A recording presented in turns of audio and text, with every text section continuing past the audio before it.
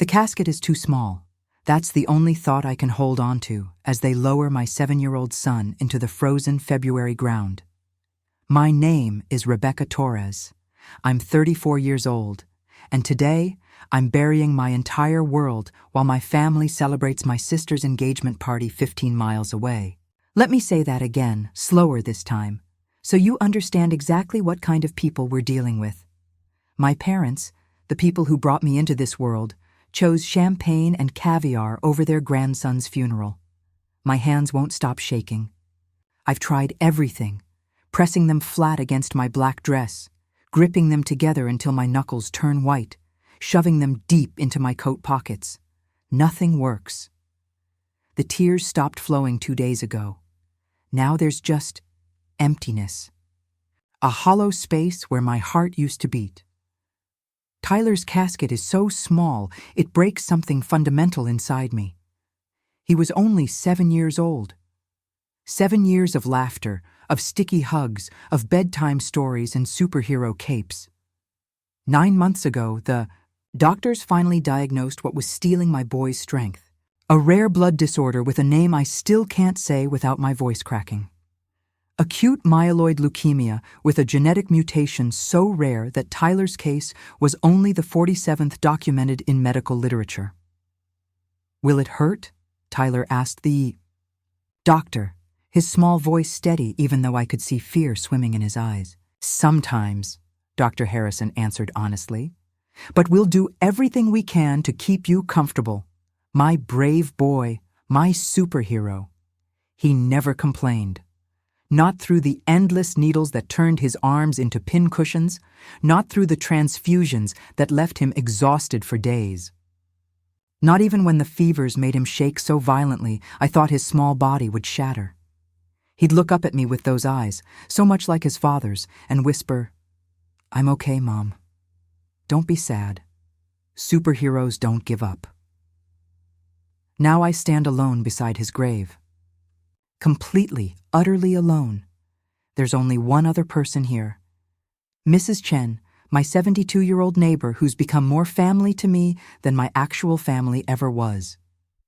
For 9 months, she brought homemade soup to our apartment when I was too exhausted to cook. She sat with Tyler when I needed to shower or sleep for an hour. She read him stories in Mandarin and English, teaching him phrases that made him giggle. She never once complained.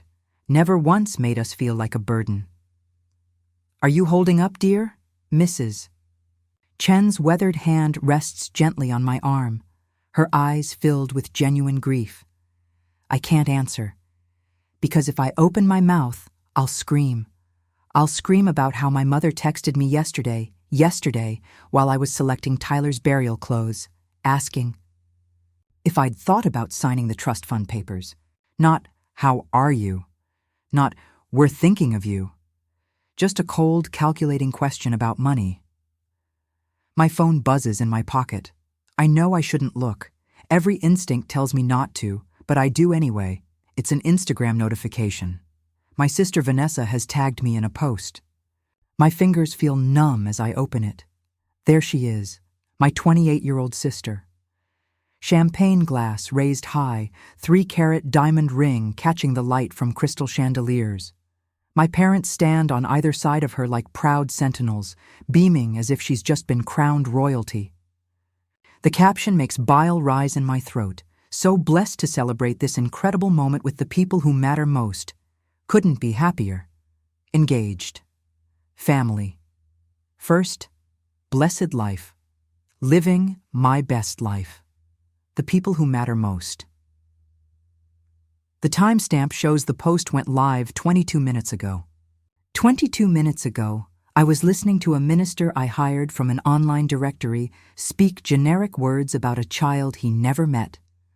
Words that couldn't possibly capture who Tyler was, what he meant, what we lost. Mrs. Chen sees my face crumble. "What is it, dear?" I show her the phone, unable to speak. Her expression hardens in a way I've never seen before. For a moment, she looks less like a gentle grandmother and more like someone who's seen enough of life to recognize evil when it presents itself in designer clothing. "Oh, Rebecca," she whispers, her accent thickening with emotion. I keep scrolling through the photos like I'm punishing myself.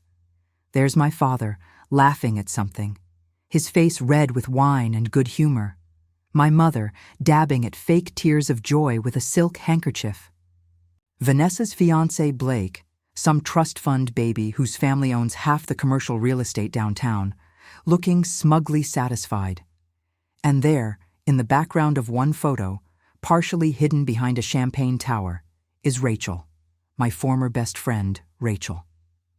The woman who held my hand through my divorce 3 years ago. Who promised she'd always be there for me. Who swore that Tyler was like a nephew to her. She's wearing the burgundy dress I helped her pick out last month. The one she said she'd wear to something special. I guess my son's funeral wasn't special enough. They didn't even tell me they weren't coming, I hear myself say, my voice hollow and distant. They just didn't show up. Mrs. Chen's grip tightens on my arm. That boy loved you more than anything in this world. I nod, unable to speak past the lump in my throat. Tyler's laugh echoes in my memory. The real one, before the illness, when it would bubble up from somewhere deep inside him, uncontrollable and pure. The way he'd declare at 6 years old that he wanted to be a doctor when he grew up, to help other kids like me, Mommy. How he insisted on wearing his Captain America pajamas to every single chemotherapy treatment because superheroes are brave even when they're scared.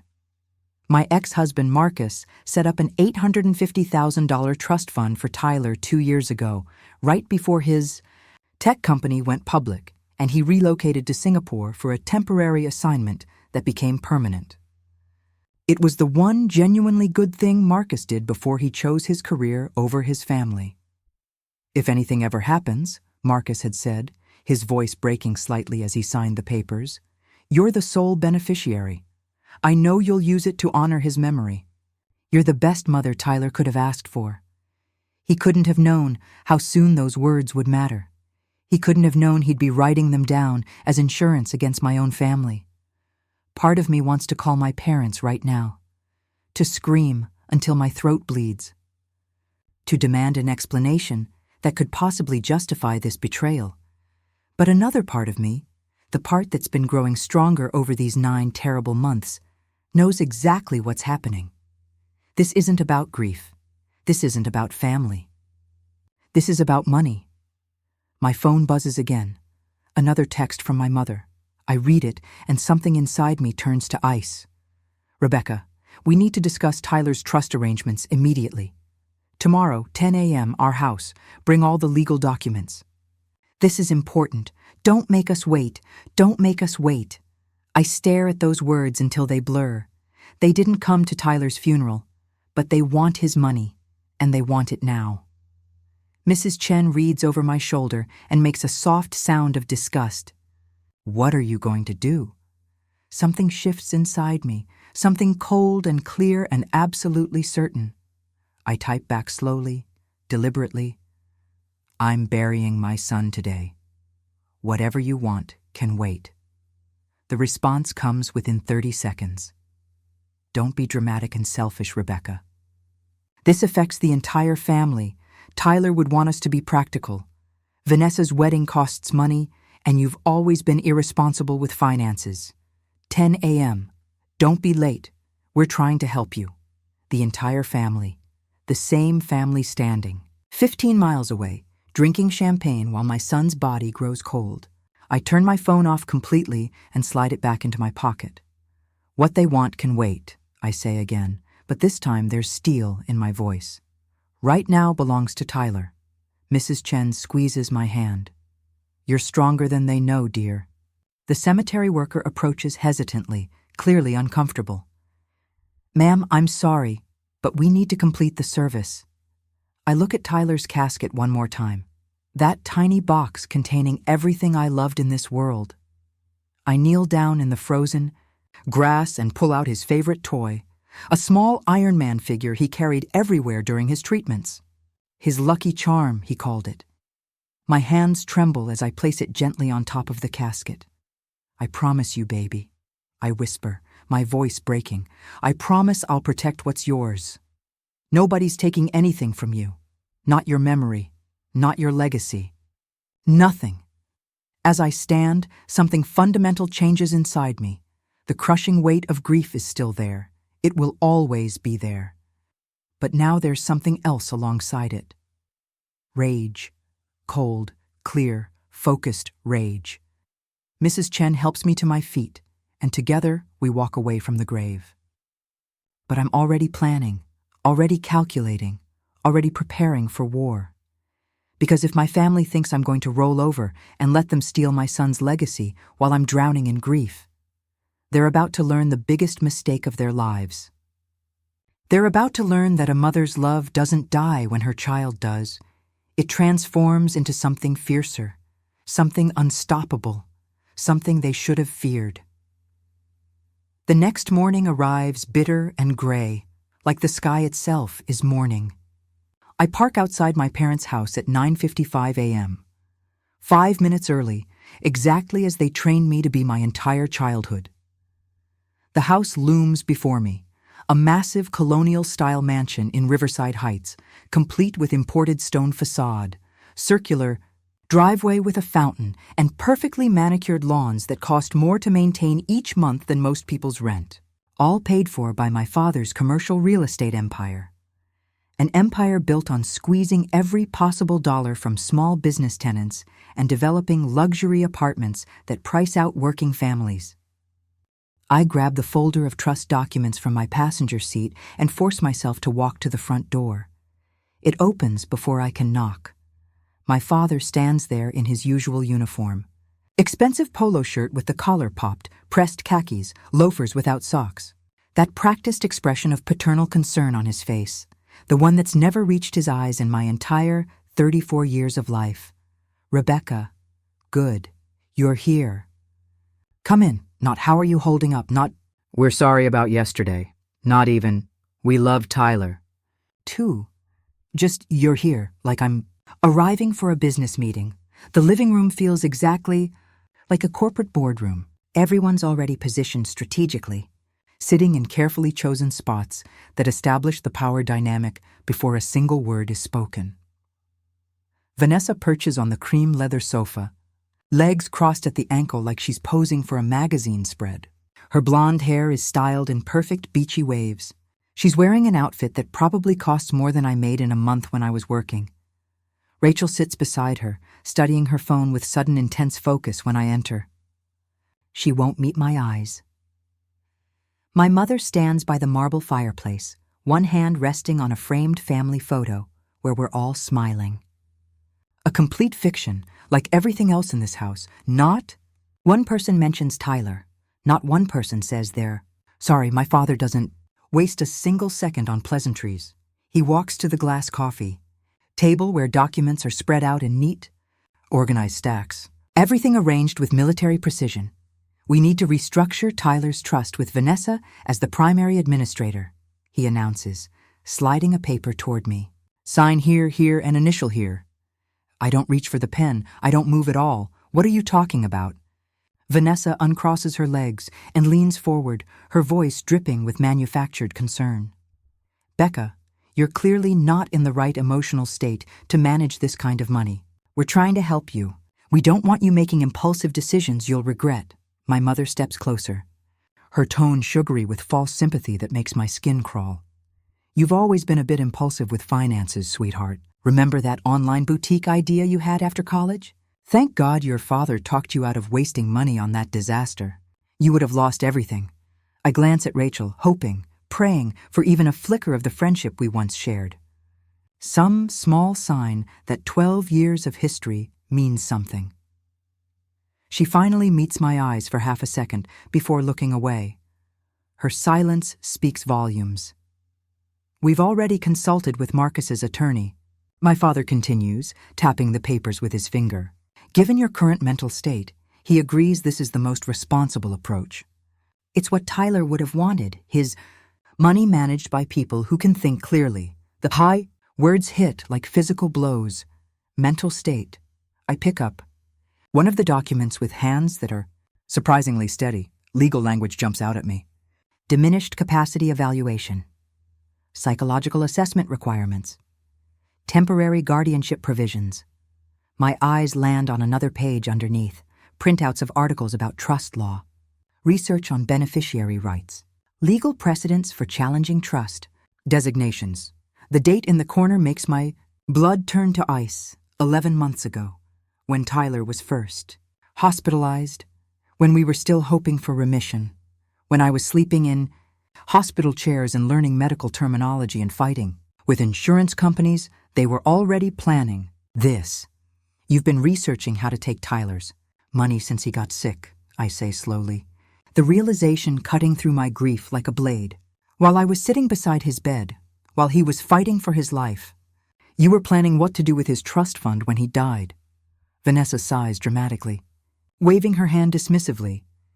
Here we go with the paranoia again. See, Dad? This is exactly what we're talking about. She's not thinking rationally. This is why she needs help. But I'm not listening to her anymore. I'm remembering how my mother dismissed Tyler's symptoms for months. He's probably just anemic, Rebecca. You've always been a worrier. He's fine. Remembering my father's response when I insisted we needed a specialist. These doctors see an anxious mother with money and they take advantage. He probably has a virus. Stop panicking, remembering Vanessa's excuse every single time I begged her to visit Tyler in the hospital. Hospitals depress me, Becca, and honestly, kids are so resilient. He'll bounce back. He always does. They weren't dismissing his illness because they didn't understand. They were dismissing it because they were already positioning themselves, waiting for the worst to happen, waiting for access to his money. My father pulls out another document, sliding it across the table with a confidence that makes me want to scream. If you refuse to cooperate, we're prepared to file for emergency guardianship. We have documentation from Rachel about your erratic behavior. We have testimony from your former employer about your inability to maintain stable employment. A judge will see that grief has severely impaired your judgment. Mrs. Chen's words from yesterday echo in my mind. This is financial exploitation disguised as concern. I've seen it before. They're using elder abuse tactics, just targeting someone young and vulnerable. I force myself to look at each of them, really look. And for the first time in my life, I see them clearly. Not as my family. Not as people who love me, as predators circling wounded prey. Why now? I ask, keeping my voice level. Why the sudden emergency? The temperature in the room shifts. Vanessa and my parents exchange glances. A silent conversation that excludes me, just like always. My mother fidgets with her pearl necklace, a tell I recognize from childhood. She only does that when she's about to lie. Fine, Vanessa says finally, her mask slipping just slightly. You want honesty? Blake's development company is experiencing some cash flow issues. Nothing major, just timing problems with investors. The wedding might need to be postponed unless we can secure bridge financing. My father clears his throat. And the Riverside property investment didn't perform as expected. We're slightly over-leveraged. Nothing we can't handle, but Tyler's trust could provide necessary liquidity. My mother's voice is barely above a whisper. The vacation house in Hilton Head. The market shifted. We're underwater on that property. There it is. The truth. Finally, they don't just want Tyler's money. They need Tyler's money to fund Vanessa's wedding to a man whose business is failing, to cover my father's bad real estate investments, to salvage my mother's vacation home that she visits twice a year. So you want my dead son's college fund to pay for Vanessa's wedding and bail out your failed investments, I say, my voice eerily calm. Don't be crude, my father snaps. This is about family taking care of family during challenging times. It's what families do. Family? The word tastes like poison.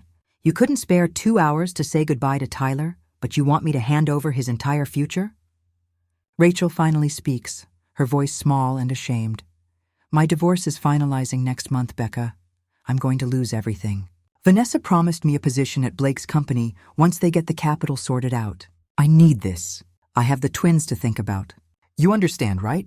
I stare at her. This woman who was my maid of honor, who claimed Tyler was like her nephew, who swore we were sisters in everything but blood. She sold me out for a job promise. We're not villains, my mother says. actually having the audacity to reach for my hand. We're family facing difficult circumstances. You've always been so focused on yourself that you don't see the bigger picture. This is bigger than you, I almost laugh. The bigger picture. I spent 9 months watching my son fight for his life. I slept in hospital chairs. I learned to read medical journals. I advocated with doctors and fought with insurance companies and held Tyler's hand through procedures that made him scream in pain, and they think I'm selfish. My father's voice hardens, all pretense of kindness evaporating. If you walk away from this table without signing, we'll file the guardianship petition this afternoon. The court will appoint a neutral administrator. You'll lose control anyway, but it'll be public. Messy. Your name in the papers as an unfit mother who couldn't even protect her dead son's money. Is that what you want? The threat is crystal clear. Cooperate, or they'll destroy what's left of my reputation. Vanessa checks her designer watch, AIE Cartier, that cost more than Tyler's entire final month of medical care. Blake's meeting with potential investors at 2 p.m. We really need this resolved. Stop being difficult. The desperation in their eyes tells me everything I need to know. They're not just greedy, they're desperate, drowning, and they see Tyler's trust fund as their life raft. I stand up slowly, gathering the documents back into my folder. I need time to think about this. Rebecca. My father's voice carries that sharp edge I remember from childhood. The tone that used to make me apologize for existing. Don't walk away from this conversation. Sit back down, now. I head for the door anyway. If you don't sign by Friday, my mother calls after me, her voice rising with barely contained panic. We file the petition. Your choice. I close the door behind me with quiet finality. In my car, I press my forehead against the steering wheel, my hands trembling again. My phone buzzes. A text from Mrs. Chen. How did it go? Remember, you're stronger than they think. Call me when you can. Before I can respond, another call comes through, a number I don't recognize. I answer with shaking hands. Mrs. Torres? This is Jennifer Park from Park & Associates. I was Marcus's attorney when he set up Tyler's trust. I heard about your meeting with your family this morning. If you have time today, I think we need to talk. There are some things about that trust you should know. Things Marcus specifically prepared for. This exact situation. My breath catches. What kind of things? The kind that mean your family has absolutely no legal standing whatsoever. And the kind that will cost them dearly if they try to challenge it. Can you come to my office this afternoon? Say 2 p.m.? I check the time. 10:47 a.m. I'll be there. As I start the car, I catch my reflection in the rearview mirror. For the first time since Tyler died, I see something other than grief in my eyes. I see determination, and something that might be the beginning of a plan. Jennifer Park's law office is nothing like I expected. No intimidating dark wood paneling. No walls covered in pretentious law degrees. Instead, the space feels warm. Soft gray walls, comfortable chairs, photos of her kids on her desk, and a wall of windows overlooking the city. She stands when I enter, extending a firm handshake. She's younger than I imagined, maybe early 40s, with sharp, intelligent eyes and an energy that immediately puts me at ease. Mrs. Torres, thank you for coming on such short notice. Please, sit down. I'm so sorry about Tyler. Thank you. My voice cracks slightly. I've heard those words 100 times in the past week, but something about her tone feels genuine. Like she actually means it rather than just checking a social obligation box. I slide my folder of documents across her desk. These are all the papers I have about Tyler's trust. My ex-husband Marcus set it up before he relocated overseas. Jennifer opens the folder, scanning the contents with practiced efficiency. She nods occasionally, pausing to read certain sections more carefully. The silence stretches until I can't bear it anymore. My family wants me to sign over control. They claim I'm too emotionally unstable to manage it properly. They're threatening to file for guardianship if I refuse. Jennifer looks up sharply, her expression hardening. And they didn't attend Tyler's funeral? No, my sister had her engagement party. My parents and my best friend went to that instead. Jennifer removes her glasses and pinches the bridge of her nose. I need to show you something. She opens a drawer in her desk and pulls out a thick manila folder with Marcus's name on the tab. My breath catches. You kept separate records? Marcus was exceptionally thorough, almost obsessive about documentation. She extracts a notarized document and slides it toward me. This is his statement of intent for the trust. I read Marcus's familiar handwriting, and tears blur my vision. This trust exists for one purpose: to secure Tyler's future.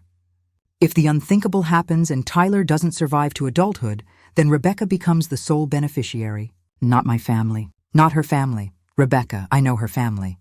I watched them for years. They see Rebecca as a resource to exploit, not a daughter to love. They will absolutely try to take this money if Tyler dies. I've seen how they operate. Rebecca sacrificed her career to care for our son. She put her life on hold. She never complained, never asked for anything. If Tyler doesn't make it, this money is hers, to heal, to rebuild, to honor his memory however she sees fit. No one else gets a vote. No one else gets access. This is non-negotiable. I can't stop the tears now. Marcus left me. He chose his career over his family, but he still protected us. Even from across the world, even after our marriage ended, he saw what I couldn't admit to myself, that my own family was dangerous. There's more, Jennifer says gently. Marcus included very specific legal protections. She pulls up a document on her computer and turns the screen toward me. See this clause?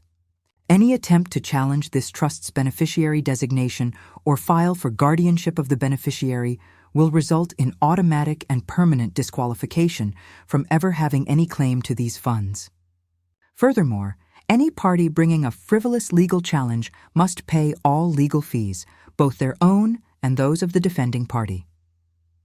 I stare at the words, reading them 3 times, so if they file for guardianship, they lose automatically. And they have to pay your legal fees. Marcus made it financially devastating to challenge this trust. But they said they talked to Marcus's attorney. They said he agreed I wasn't capable. They lied. Jennifer's voice is sharp. They called our office last week asking general questions about trust law. My paralegal gave them publicly available information. They twisted it to make you think we supported their plans. The manipulation runs even deeper than I realized. Marcus set something else up, too, Jennifer continues, pulling out another folder. He hired a private investigator 6 months before Tyler's diagnosis. He had concerns about your family's financial situation and wanted documentation. She slides a thick report across the desk. I flip through it, my hands beginning to shake. My father's real estate company, over-leveraged by $3.2 million. Multiple properties underwater, creditors circling.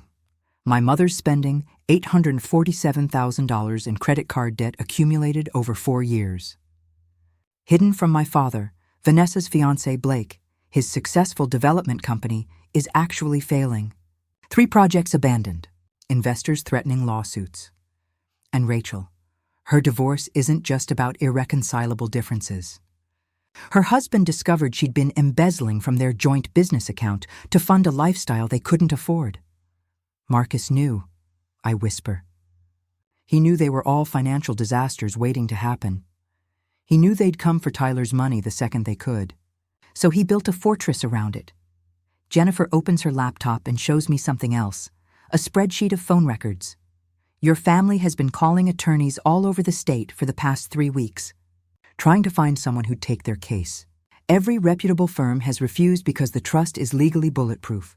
My father's cell number appears 17 times. Victoria's number appears 23 times. They've been shopping for a lawyer who'd help them steal from their own daughter, from their own dead grandson. There's one more thing, Jennifer says, her voice dropping. Marcus set up monitoring on the trust account. Any attempt to access information about it triggers an alert. Your sister Victoria tried to get account information 3 times in the past month, once before Tyler died. The room seems to tilt slightly. She was checking on his trust fund while he was still alive? Jennifer nods grimly. The first inquiry was 2 weeks before Tyler passed. She used an old medical power of attorney document to try to get information. The bank flagged it and notified me. I feel sick. My sister was already planning to take Tyler's money while he was still fighting to stay alive. What do I do? I ask, my voice hollow. Jennifer leans forward, her expression fierce. You prepare for war. They'll file the guardianship petition. They're too desperate not to. When they do, We destroy them in court. We expose every lie, every manipulation, every financial disaster they're trying to cover up. She pulls out a fresh legal pad. But first, I need you to document everything. Every text message, every voicemail, every conversation. From this moment forward, you're building a case. I don't want to just defend myself, I hear myself say, surprising us both. I want them to face consequences. Real ones. Jennifer's smile is cold and professional. Then let's talk about countersuits. Defamation, fraud, attempted undue influence. When we're done, they won't just lose access to Tyler's trust. They'll lose credibility, reputation, and possibly face criminal charges for the lies they've told. For the first time since Tyler died, I feel something other than crushing grief. I feel power. There's something else you should know, Jennifer says. The hospital called me this morning. Someone requested Tyler's complete medical records using an outdated emergency contact authorization. Want to guess who? Vanessa. Victoria, actually. Your mother. She's trying to find something in his medical files to use against you. Probably looking for notes about your emotional state during treatment. The betrayal cuts deeper than I thought. Possible. They're weaponizing my grief. Weaponizing every moment of fear and exhaustion and desperation I experienced while fighting to save my son. Can they do that? No. The authorization expired when Tyler died. The hospital violated privacy laws by releasing anything. That's another lawsuit we can file. Jennifer hands me a business card. This is Dr. Sarah Martinez. She's a psychiatrist who specializes in grief counseling and also serves as an expert witness. I've already contacted her. She's willing to evaluate you and provide testimony that your grief is normal, healthy, and absolutely does not impact your ability to manage your affairs. I take the card with trembling fingers. When do they usually file? Based on their timeline with Vanessa's wedding financing? I'd guess within 48 hours. They're running out of time. As I stand to leave, Jennifer stops me. Rebecca, I need you to understand something. This is going to get ugly. They're going to say terrible things about you. They're going to make you doubt yourself. But you need to remember, Marcus knew you. He trusted you with his son's legacy. He built all these protections because he believed in you. I nod, unable to speak. In my car, I sit for a long moment before starting the engine. My phone buzzes with texts. My mother. Have you thought about our conversation? Time is running out. Vanessa. Becca, stop being stubborn. This is for your own good. Rachel, please call me. I know you're hurt, but I need you to understand my position. I delete all three without responding. Then I open my voice recorder app. Because Jennifer is right. From this moment forward, I'm documenting everything, and when they come for Tyler's legacy, I'll be ready. The sheriff arrives at 7:43 a.m. 2 days later, I'm awake, have been since 4 a.m. unable to sleep, watching the sunrise through my apartment window while holding Tyler's favorite stuffed dinosaur. When the knock comes, I'm almost relieved. The waiting is over. Rebecca Torres? The sheriff is professional, his face carefully neutral as he extends a thick manila envelope. That's me. You've been served. He tips his hat and leaves. I close the door and carry the envelope to my kitchen table with hands that are surprisingly steady. Emergency petition for guardianship of Rebecca Ann Torres. My stomach clenches, but I'm not surprised. Jennifer warned me this was coming. I spread the documents across the table and start reading. The petition is brutal. Meticulously detailed. Obviously prepared by someone who knew exactly how to make me look dangerous to myself. Melissa's affidavit is attached first. 3 full pages describing every moment of concerning behavior she witnessed during Tyler's illness. Rebecca would call me at 3 a.m. in hysterical states, unable to be consoled. She became obsessive about medical research, convinced she knew better than trained doctors. She lost significant weight and appeared malnourished. On multiple occasions, I witnessed her having conversations with Tyler's empty hospital bed as if he were still there after he'd been discharged. Every word is technically true, and every word is twisted, to make me sound unstable instead of what I actually was. A terrified mother fighting to save her dying son.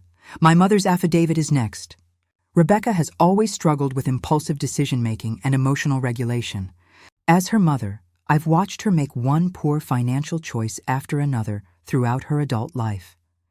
Her grief over Tyler's death, while understandable, has clearly pushed her beyond the point where she can make rational decisions about significant financial matters. My father's contribution focuses on my erratic employment, history, and inability to maintain professional relationships. He conveniently doesn't mention that I left my marketing job to become Tyler's full-time caregiver when his treatment intensity made working impossible. There are financial statements showing my depleted savings, every overdraft fee highlighted, every late payment circled in red. They present it as evidence of irresponsibility rather than what it actually is. A mother who spent everything she had trying to save her son. The petition requests emergency guardianship with Vanessa appointed as my guardian. It seeks control not just of Tyler's trust, but of all my financial affairs. They want to control everything. I'm reading through Vanessa's affidavit when my phone rings. Jennifer. They filed, I say before she can speak. I know. I got the notification. How are you holding up? I stare at the documents spread across my table. They're good. These affidavits are really good. They make me sound completely unhinged. They're desperate. Listen to me carefully. Do not engage with them. Don't respond to calls or texts. Don't post anything on social media. Document everything, but don't react. We have our counter strategy ready. The hearing is in 3 days. I know. We'll be ready. Dr. Martinez can see you tomorrow for the psychiatric evaluation. Mrs. Chen is prepared to testify. I've subpoenaed Tyler's medical team. They're willing to speak about your exceptional care and advocacy. And Rebecca? Yeah? I've got one more card to play. Trust me, after we hang up, I should feel comfy try continue ordered. But all I feel is exhausted. My phone buzzes with a news alert. My stomach drops. The headline reads, Local family seeks help for grieving mother. I click on the article with trembling hands. There's a photo of my parents sitting in their immaculate living room, looking appropriately sorrowful. My father's hand rests on my mother's shoulder in a gesture of support. The article is a masterpiece of manipulation. Charles and Margaret Walker are heartbroken, but they say they have no choice. Their daughter Rebecca Torres is spiraling after the tragic death of her 7-year-old son Tyler, and they fear she's becoming a danger to herself. This is the hardest thing we've ever had to do, says Charles, his voice thick with emotion. But we have to protect Rebecca from herself. Grief has taken over her ability to think clearly. We're not trying to hurt her. We're trying to save her. The family has filed for emergency guardianship after Rebecca allegedly refused all offers of help and isolated herself from loved ones. She won't return our calls, says Margaret. She's cut off everyone who cares about her. We're terrified she'll do something she can't take back. I read it twice, my hands shaking with rage. They're painting themselves as concerned parents, forced to take drastic action. They're painting me as unstable and dangerous and nowhere. Does the article mention that they skipped Tyler's funeral for an engagement party? I switched to social. Media Vanessa's post from this morning has 847 likes and 203 comments. Sometimes the most loving thing you can do is intervene when someone you love is suffering. Please keep our family in your thoughts as we navigate this difficult situation. Mental health matters. Family first. Mental health awareness. Tough love. The comments are overwhelmingly supportive. You're so brave for speaking out. Your sister is lucky to have family who care this much. Sending prayers for your family's strength. People who don't know us, don't know Tyler, don't know the truth. They're all praising my family for their courage in exploiting my grief. Rachel has shared Vanessa's post with her own caption. Supporting my best friend's family through an impossible situation. Sometimes love means tough decisions. My best friend, who sold me out for a job promise, who's now helping them destroy my reputation publicly. I'm staring at my phone when it rings again. Unknown number, I shouldn't answer. But something makes me. Mrs. Torres? This is Detective Sarah Chen with the Financial Crimes Unit. Jennifer Park forwarded some concerning information about your family's financial situation. I think we need to talk. My breath catches. Financial crimes? Your father's real estate company has been under investigation for several months. Tax evasion, fraudulent property valuations, several other issues. Ms. Park's information about the trust situation suggests a pattern of behavior we're very interested in. Can you come to my office? Today, if possible? What time? How about 2 p.m.? I'll be there. After I hang up, I sit in stunned silence. Marcus didn't just protect the trust. He documented enough to trigger a criminal investigation. My phone buzzes with another text. This time from Vanessa. Becca, please. Just sign the papers and this all goes away. We'll drop the guardianship petition. You can keep some of the money. We're not unreasonable. But if you fight this, it's going to get so much worse. Mom and Dad are prepared to go all the way. Don't make them do it. Think about Tyler. Would he want you putting yourself through this stress? The audacity of using my dead son to manipulate me into surrendering his legacy makes my vision blur with rage. I screenshot the text and send it to Jennifer. Her response is immediate. Perfect. She just admitted the guardianship petition is conditional on you signing over the trust. That's extortion. Save everything. Another text comes through. Rachel, this time. Becca, I'm so sorry it's come to this. But you're not yourself. You need help. Please let your family help you. I know you're angry with me, but I'm doing this because I care. The twins ask about you. They miss you. Please don't shut everyone out. She's using her children Tyler played with, children who called me Auntie Becca, to manipulate me. I don't respond to either message. Instead, I open my laptop and start going through every photo, every text message, every email from the past 9 months. I create a timeline, March 15th, Tyler diagnosed. My mother's text, it's probably nothing serious. Don't overreact. April 3rd, first chemo treatment. Vanessa cancels visit. Something came up with Blake. Rain check? May 22nd, Tyler's fever spikes to 104. I call my parents at 2 a.m. My father, he'll be fine. Stop bothering us. June 10th, hospital social worker suggests family counseling. My mother's response, we don't need therapy. Rebecca's always been dramatic. July 18th, Vanessa posts vacation photos from Cabo. Tyler is in ICU that same week. August 5th, I beg Rachel to visit. She says she will. Never shows up. September 12th. My father emails asking about Tyler's financial arrangements. First mention of the trust. October 1st. Vanessa asks, hypothetically, what happens to Tyler's college fund if he doesn't survive.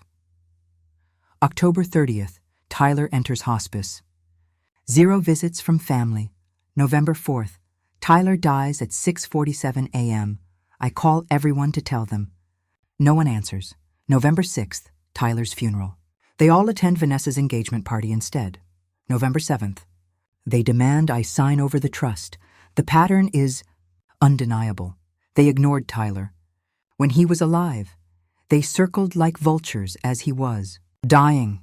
They moved in for the kill the moment he was buried. The time I meet with Detective Chen at 2 p.m., I have everything organized. Her office is stark and professional. She's younger than I expected, maybe late 30s, with sharp eyes that miss nothing. Mrs. Torres, thank you for coming. I'll be direct. We've been building a case against your father's company for 8 months. What Jennifer shared suggests this trust situation is part of a larger pattern. She pulls up financial records on her computer. Your father's company has been systematically overvaluing properties, claiming false renovation costs, and avoiding taxes. We estimate he's evaded approximately $2.3 million in taxes over the past 5 years. I stare at the numbers, my mind reeling. But that's not what interests me most, Detective Chen continues. What interests me is this. She shows me bank records. My father's personal account received a wire transfer of $150,000 3 weeks ago. The same day Vanessa's engagement was announced. That money came from an LLC registered in Delaware, an LLC that Blake's father owns. Your father received $150,000, and the very next day, he started calling attorneys about challenging your son's trust. Blake's family paid him? It appears so, which suggests this isn't just about your family being greedy. It's a coordinated financial scheme. Blake's development company needs capital. Your father needs to cover his tax problems. Your sister needs her wedding funded. They're all leveraging your son's trust to save themselves. Detective Chen leans forward. Here's what I'm prepared to do. If you cooperate with our investigation into your father's company, I can make sure the district attorney knows about this attempted exploitation. It changes the guardianship hearing from a family matter to potential criminal activity. What do you need from me? Everything you have. Every document, every conversation, every text message. And I need you to wear a wire. My heart races. A wire? Your family will try to contact you before the hearing. They'll want to negotiate. When they do, I need you to record it. Get them talking about their financial motivations. Once we have them on tape explicitly discussing the trust as a solution to their money problems, we have conspiracy to commit fraud. I think about Tyler, about his superhero pajamas, about how he never gave up, even when the pain was unbearable. If my 7-year-old could face down death with courage, I can face down my family with a wire. I'll do it. Detective Chen smiles. Good, because I suspect they're going to make contact very soon. Desperate people make mistakes. Let's make sure we catch every single one. The wire itches against my skin. It's smaller than I expected, barely larger than a button hidden under my shirt. Detective Chen assured me it's completely invisible, but I can't stop thinking about it. I'm sitting in my apartment at 8:47 p.m. When the doorbell rings, my security camera shows Vanessa standing on my doorstep, alone. This is it. I activate the recording equipment Detective Chen set up, then check my phone to make sure the backup recording app is running. Everything they taught me races through my mind. Stay calm. Let her talk. Don't lead. Let her reveal her own motivations. I open the door but keep the chain latched. What do you want, Vanessa? She looks different than at our parents' house. Softer somehow. Her perfect makeup is slightly smudged, like she's been crying. Her designer outfit is wrinkled. If I didn't know better, I might actually believe she cares. Can I come in? Just for a few minutes? Please, Becca. Every instinct screams to slam the door in her face, but I need this recording. I unlatch the chain and step aside. Vanessa walks in slowly, looking around my small apartment. Her eyes linger on Tyler's toys still scattered in the corner. The blanket fort he built 2 weeks before he died. The stack of his favorite books on the coffee table. God, Becca, I'm so sorry. Sorry for what exactly? Missing Tyler's funeral? Trying to steal his trust fund? Filing a petition to have me declared incompetent? Which part are you sorry for? She flinches. All of it. I know how this looks. How it looks? Vanessa, you're trying to take the last thing I have from my son. It's not like that. She sits down uninvited, rubbing her temples. Everything's falling apart. Blake's company is underwater. His investors are threatening lawsuits. If we don't come up with $300,000 by the end of the month, he's going to lose everything. And that's my problem because you're my sister. Her voice cracks. Because family is supposed to help each other. Because you have $850,000 just sitting there doing nothing. There it is. The real Vanessa emerging from behind the mask. That money is Tyler's legacy. Tyler is dead. She stands up, her composure shattering. He doesn't need it. But I need it. Blake needs it. Mom and Dad need it. We're all drowning, and you're sitting on a life raft refusing to throw us a rope. I force myself to stay calm, to let her keep talking. Tell me about Mom and Dad. How are they drowning? Vanessa laughs bitterly. Dad's company is being audited. He might owe millions in back taxes. If he can't pay, he could go to prison. Prison, Becca. And Mom's spending has gotten completely out of control. She's hidden almost $1 million in debt from Dad. So Tyler's trust fund is supposed to save everyone? Yes, that's exactly what it should do. It's just money, Becca. It's not Tyler. Giving it to us doesn't mean you loved him any less. And the guardianship petition? Making me look mentally unstable in the newspaper? Vanessa has the decency to look ashamed. That was Dad's idea. He said we needed leverage. That you'd never sign willingly, so we had to make you look incapable. It's not personal, it's strategy. It's not personal? My voice rises despite my efforts to stay calm. You're trying to have me declared incompetent as a strategy? We're desperate. She's crying now, mascara running down her cheeks. Don't you understand? Blake's father already gave Dad $150,000 to help with the legal fees for this guardianship thing. If we don't win, we have to pay that back plus our attorney costs. We're in too deep to stop now. There it is, the confession Detective Chen needed. Blake's family paid my father to file the guardianship petition. So this was never about helping me. I say quietly. It was always about the money. It's about survival. Blake and I can't get married without capital. We'll lose the venue deposit, the caterers, everything. Dad will go to prison if he can't pay the IRS. Mom will be destroyed when Dad finds out about her debt. And Rachel, she's going to lose custody of the twins if she can't afford her legal fees. Rachel too? Vanessa nods. Her ex-husband found out she embezzled $80,000 from their business. He's using it in the custody battle. She needs $50,000 minimum for a decent attorney. We promised her we'd help once we got access to Tyler's trust. So everyone's financial disaster is somehow my responsibility to fix. What if I say no? I ask. Vanessa's expression hardens.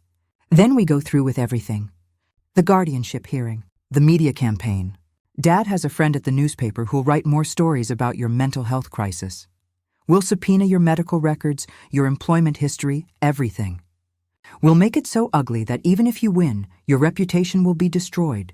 You'd do that to your own sister? You'd let your family go to prison to protect money you don't even need.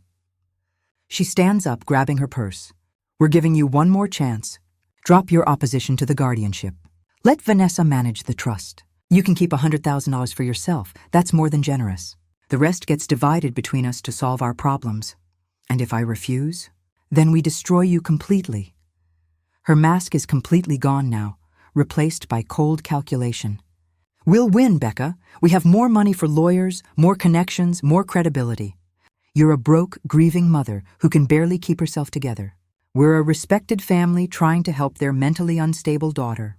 Who do you think the judge will believe? She walks to the door, then turns back. Think about Tyler. Would he want you to be this selfish? Would he want his memory associated with you letting your family suffer when you could help? The manipulation is so transparent, it's almost insulting. Tyler would want his legacy protected from people who didn't care enough to say goodbye to him. Vanessa's face flushes red. We'll see what the judge thinks. You have until tomorrow morning to decide. After that, we go nuclear. She slams the door behind her.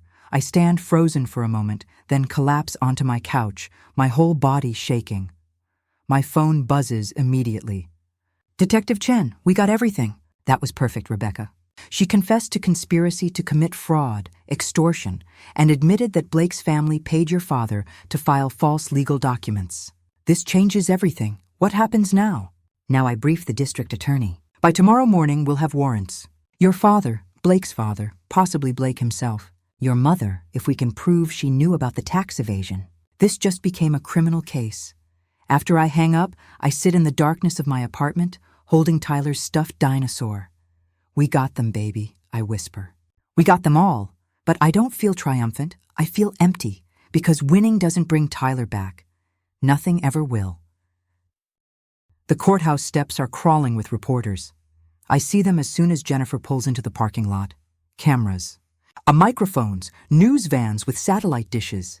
Don't engage, Jennifer says firmly. Parking in a reserved spot. Don't answer questions. Eyes forward, keep walking.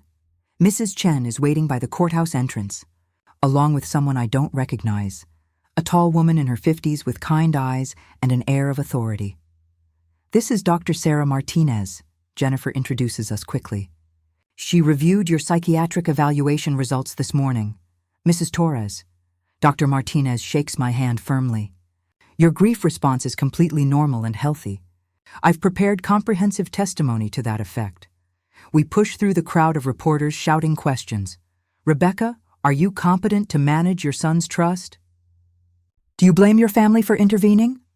Is it true you've been hospitalized for mental health issues? That last one makes me stumble, but Mrs. Chen's hand on my elbow steadies me. Lies, she mutters.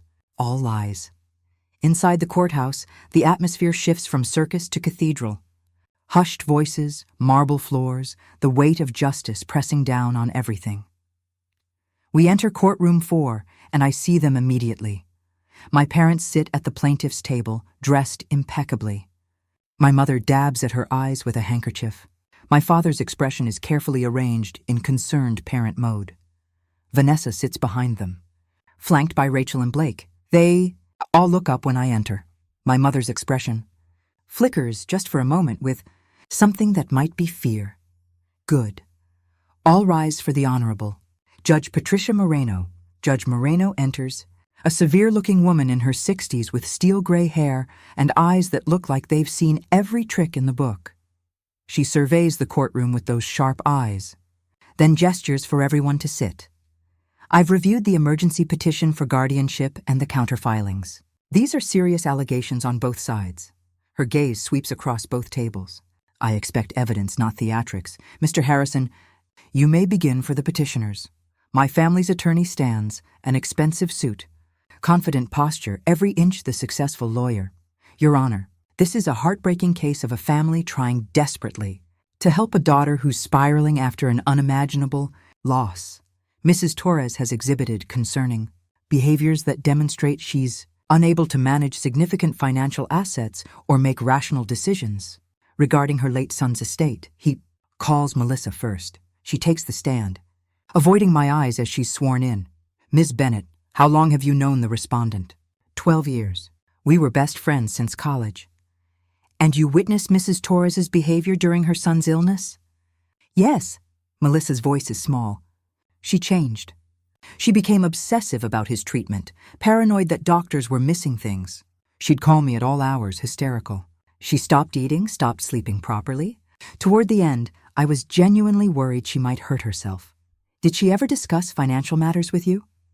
She mentioned she'd spent all her savings on Tyler's care. She seemed panicked about money constantly. She made several impulsive purchases, expensive supplements that had no medical basis, alternative treatments the doctors warned against. She wasn't thinking clearly. Jennifer doesn't cross-examine aggressively. She just asks one question. Ms. Bennett, did Mrs. Torres ever miss a single one of Tyler's medical appointments in 9 months of treatment? Melissa hesitates. No, but thank you. That's all. My mother testifies next, her performance Oscar-worthy. The concerned parent watching her daughter fall apart. The loving mother who only wants to help. Rebecca has always been impulsive, she says, tears streaming. We've tried to guide her, but she doesn't listen. After Tyler died, she cut us all off. We're terrified she'll do something desperate. This isn't about money. It's about saving our daughter. When Jennifer cross-examines, her voice is gentle but pointed. Mrs. Walker, you weren't at Tyler's funeral, were you? My mother's composure slips slightly. There was a scheduling conflict. What was the scheduling conflict? My daughter Vanessa's engagement party. It had been planned for months. And you chose the engagement party over your grandson's funeral? It wasn't a choice. Circumstances were complicated. Jennifer pulls out a photograph. This is from Vanessa's Instagram, posted during Tyler's funeral service. You're holding a champagne glass, laughing. Does this look like someone grieving? The courtroom murmurs. Judge Moreno's expression hardens. My father tries to recover on his testimony. But Jennifer dismantles him systematically. Mr. Walker, when did you first contact attorneys about challenging this trust? I don't recall exactly. Let me refresh your memory. September 12th. Tyler was still alive. You called 3 different law firms asking about trust modification procedures. Why were you researching how to access your grandson's trust fund while he was still fighting for his life? My father's face goes red. I was being prudent.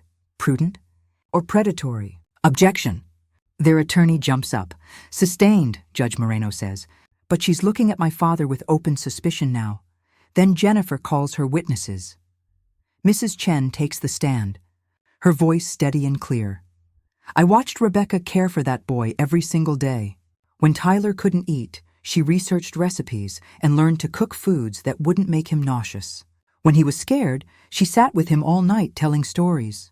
I kept journals of every interaction I witnessed. Not once did I see her falter as a mother. Dr. Martinez testifies about my psychiatric evaluation. Mrs. Torres is experiencing acute grief, which is completely normal and expected. She shows no signs of impaired judgment or diminished capacity. If anything, her ability to navigate complex medical systems and advocate for her son demonstrates exceptional cognitive function under extreme stress. Tyler's primary oncologist, Dr. Harrison, testifies via video call. Mrs. Torres was the most dedicated parent I've encountered in 20 years of pediatric oncology. She understood Tyler's treatment protocol better than many medical students. She caught potential medication interactions before we did. She was extraordinary. Then Jennifer plays the recording from last night, Vanessa's voice fills the courtroom. Crystal clear, Blake's father already gave Dad $150,000 to help with the legal fees for this guardianship thing. If we don't win, we have to pay that back plus our attorney costs. We'll make it so ugly that even if you win, your reputation will be destroyed. Let Vanessa manage the trust. You can keep $100,000 for yourself. The courtroom erupts. My father's face goes white. My mother looks like she might be sick. Vanessa's mouth falls open in horror. Judge Moreno bangs her gavel. Order! Their attorney is frantically whispering to my father, but the damage is done. Your Honor, Jennifer says calmly, I have one more witness. Detective Sarah Chen from the Financial Crimes Unit. Detective Chen takes the stand and drops the final bomb. We've been investigating Charles Walker's company for tax evasion and fraud. The $150,000 he received from Blake Sullivan's father was paid specifically to fund this guardianship petition. This isn't a family matter. It's conspiracy to commit fraud for financial gain. Judge Moreno removes her glasses and stares at my family's table. I'm going to call a recess. When we reconvene, I expect both counsel in my chambers. The recess lasts 30 minutes. I sit in the hallway with Jennifer, Mrs. Chen, and Dr. Martinez, my hands clenched so tight my nails dig into my palms. Through the courthouse windows, I can see more news vans arriving. This story just got a lot bigger than a family dispute. When we're called back, Judge Moreno's expression is granite. I've reviewed all evidence and heard extensive testimony. I'm prepared to rule. My heart hammers against my ribs. This court finds absolutely no basis for the emergency guardianship petition. Mrs. Torres has demonstrated exceptional capability, not just in managing her son's complex medical care, but in protecting herself and her son's legacy from exploitation. My mother starts crying, real tears this time, not performed ones. What I see before me is not a concerned family trying to help a struggling daughter. What I see is a coordinated scheme to exploit a grieving mother for financial gain. Judge Moreno's voice gets harder.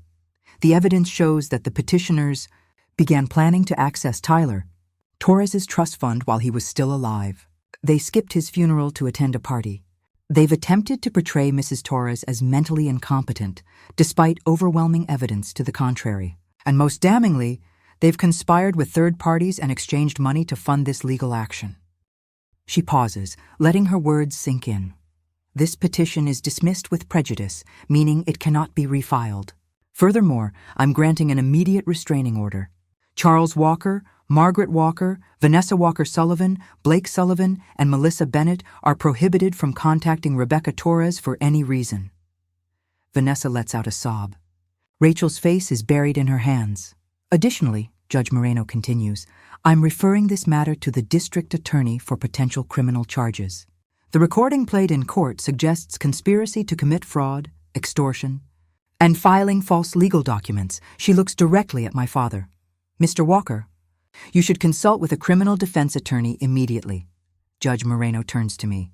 Mrs. Torres, this court finds you to be a remarkably strong woman who honored her son's memory through his illness and is continuing to honor it now. Tyler's trust is yours, unconditionally and irrevocably. No one can challenge that again. She bangs her gavel. We're adjourned. The courtroom explodes with noise. Reporters rush forward. My family's attorney is frantically packing his briefcase. My father sits frozen, staring at nothing. My mother is crying into her hands. Vanessa turns to look at me, her face twisted with rage and despair. I feel nothing. No triumph, no satisfaction, just emptiness and exhaustion. Jennifer guides me out through a side exit, away from the reporters. It's over, she says quietly. You won, but it doesn't feel like winning. In the parking lot, Mrs. Chen hugs me tight. Tyler would be so proud of you. Dear, for the first time since the verdict, I feel tears coming. They were my family, I whisper. They stopped being your family the moment they chose money over loving your son, Mrs. Chen says firmly. Real family doesn't abandon you in your darkest moment. My phone buzzes with a text from a number I don't recognize. This is Marcus. I just heard what happened. I'm so sorry I wasn't there, but I'm proud of you. Tyler would be proud too. The trust is secured. Use it however you want. He'd want you to heal and rebuild. You're an amazing mother. You always were.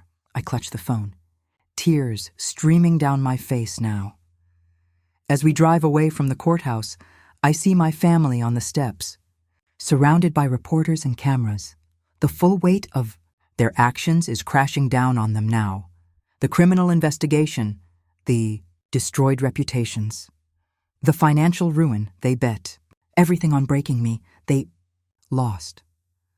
1 year to the day after Tyler's funeral, I return to his grave, but I'm not alone this time.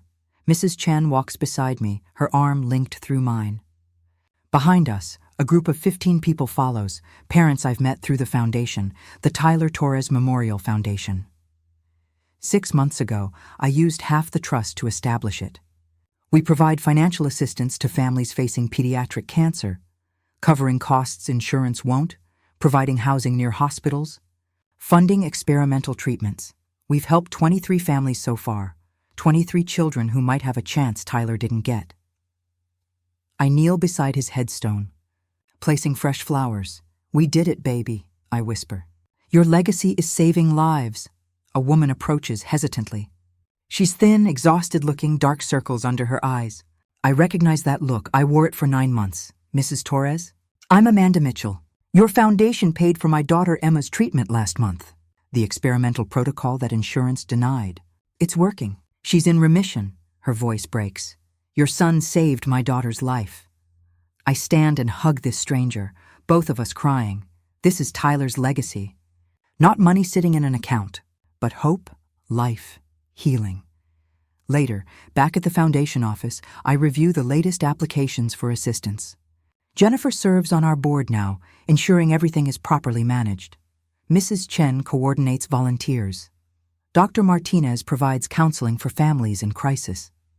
Even Marcus has gotten involved from Singapore, using his tech connections to build an app that helps families navigate the medical system. My family? My father was indicted for tax evasion and fraud. He took a plea deal, 3 years in prison, $4.2 million in restitution. My mother filed for divorce and bankruptcy. Vanessa's engagement ended when Blake's father cut him off financially.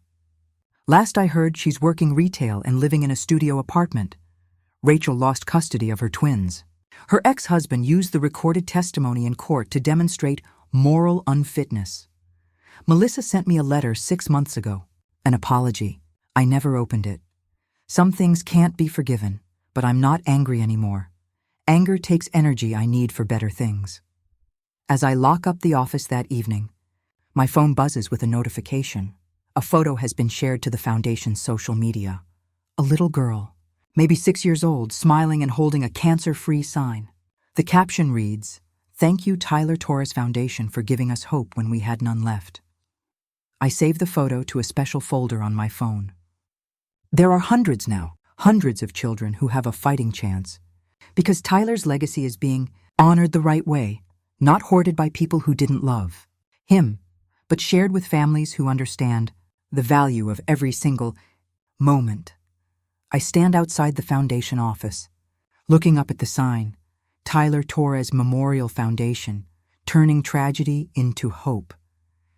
"You'd love this, baby," I whisper to the evening sky. "You always wanted to help people. For the first time since he died, I can think about Tyler and smile instead of just cry. Not because the pain is gone, it never will be, but because I've transformed that pain into something beautiful. Something that would make my brave, superhero-loving boy proud. Family isn't always the people you're born to. Sometimes family is the people who stand beside you when everyone else walks away. Sometimes family is the strangers whose lives you touch, whose children you help save, whose hope you restore, and sometimes the greatest revenge isn't destroying the people who hurt you. It's building something so beautiful from your pain that they can see exactly what they lost when they chose greed over love. I drive home as the sun sets, Tyler's favorite playlist playing softly, and for the first time in a year, I feel something close to peace. Not happiness, not yet, but peace, and that's enough. That's more than enough.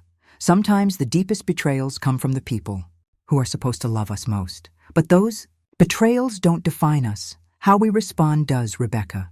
Could have let her grief consume her. She could have given in to her family's manipulation. She could have let them steal her son's legacy. Instead, she fought, not with cruelty or vengeance, but with truth, with courage, and ultimately, with love. She transformed her son's memory into hope for others. And that's the most powerful revenge of all. If this story resonated with you, please like this video and subscribe. Share it with someone who needs to hear it. And remember, you're stronger than you know, braver than you believe, and worthy of protecting what matters most. Thank you for listening to Tyler's story. And to Rebecca's. Until next time.